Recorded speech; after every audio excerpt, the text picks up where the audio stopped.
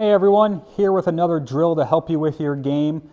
This time we're looking at helping players who lift the golf club a lot in their backswing and lose a lot of width in their backswing because they don't really have very much rotation.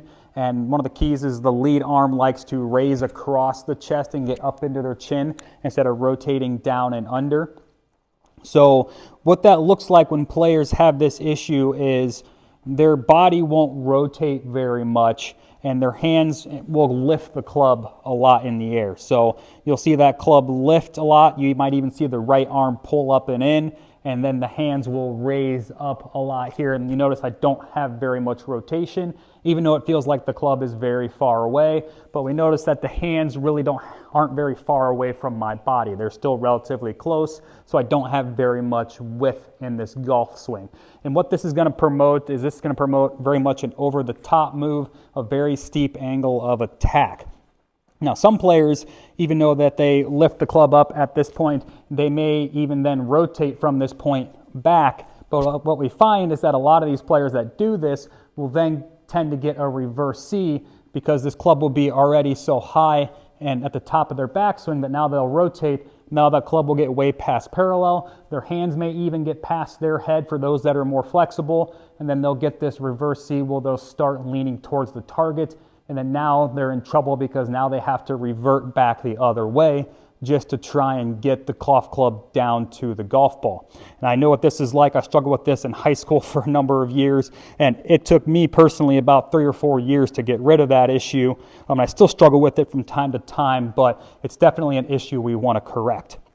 So to address this, we can actually find a lot of the issues, the start of this getting the club raising up instead of getting it around us at the initial start of the backswing.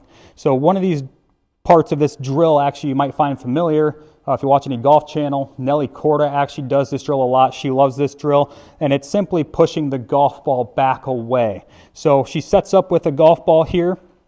I just have a 7-iron here for you.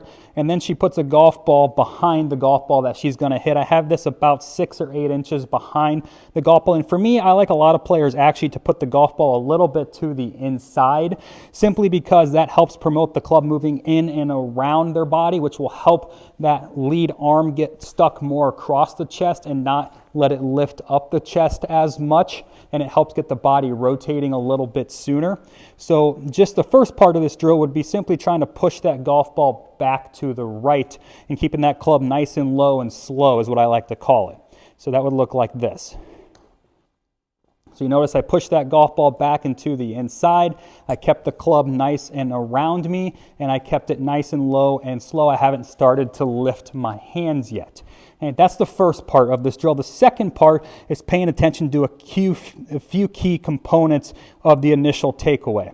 So to start, when we set up, we notice that we have this triangle that's formed between our arms and our chest.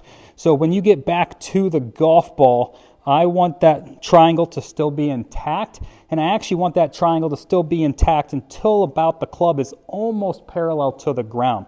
So you notice here, if I were to draw straight lines out from my armpits or from my shoulders here, that club head would still be within those straight lines. My club head hasn't gone outside of those lines that are outside the scope of my chest. So it's really working on rotating that club back with the torso and chest unit as well as the hips, and not getting the hands and the arms to lift the club up early. So let me do that one more time here for you. So I set up, have the ball about 6 to 8 inches back, a little bit to the inside. Now I have this triangle that's formed. I'm going to go back to the ball first, back to the ball. Notice triangle is still formed. I have rotated that club back with my chest and torso and my hips a little bit. I haven't used my hands or my arms to lift the club up at all. Now I'm going to push that ball back till the club is parallel. Now that club is in line with my hands here. The club is still pretty close to in line with my chest. It hasn't gone outside of my chest. And then from here, we're going to continue that rotation up, and you can hinge your hands to the top of your swing. And this is really going to help getting the body to turn and creating a lot of that width and depth that we want in the backswing, and not having the hands high, which will cause the body to raise up or that reverse C. So Do this a couple times first just by pushing the golf ball back and pausing at the club parallel to the ground. So back here in line, holding it there, okay? That's in a good position. So I would do that a couple times first. Then I would go ahead and hit a shot, making sure that we're keeping this initial first start low and slow, and we're trying to really push that ball back with the actual whole face and not just the bottom of the club. We're trying to use the middle of the back of the club to really push that ball back. So when we do this correctly, it should help get the body to rotate a lot more, get the hands a lot deeper, which will help us come down into the ball a lot better, not be as steep, and hit a lot better and straighter shots. So if we put it all together and do it correctly, it should hopefully help you hit more shots like this.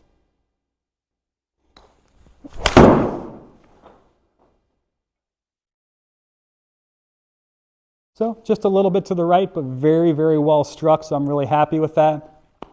So I hope this drill really helps you. If you have any questions, if this drill is right for you or not, please shoot me a message, send me a video. I'll be more than happy to help you. If you do like what you see, make sure to like and subscribe to my channel for more, and can't wait to see you next time. Thank you.